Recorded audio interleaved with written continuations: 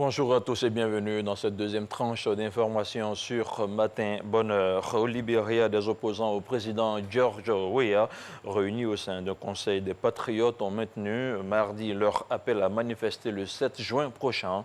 Une manifestation maintenue malgré un appel au dialogue lancé par le chef de l'État au cours d'une rencontre qui s'est achevée sur une impasse.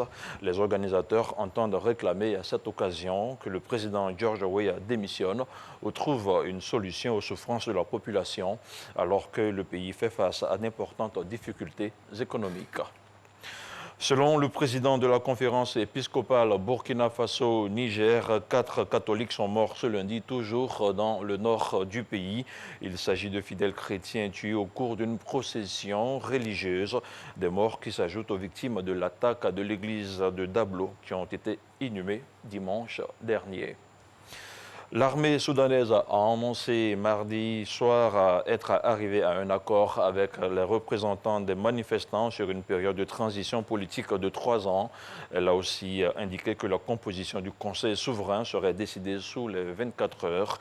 La nuit de mardi à mercredi a été calme sur Khartoum après la violence de lundi soir. Des violences qui ont fait au moins 6 morts, dont 5 manifestants et un officier de l'armée et des dizaines de blessés.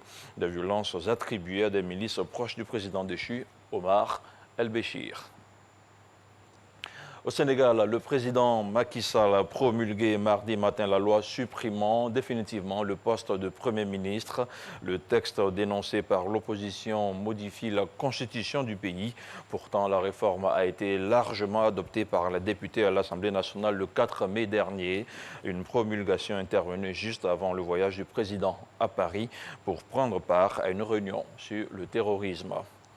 6 personnes, dont 2 médecins, seront jugées fin mai au Maroc pour avoir pratiqué clandestinement des avortements.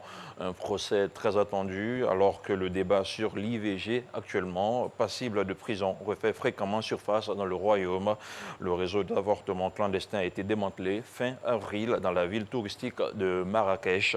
Au Maroc, l'interruption volontaire de grossesse IVG reste passible de 6 mois à 5 ans de prison.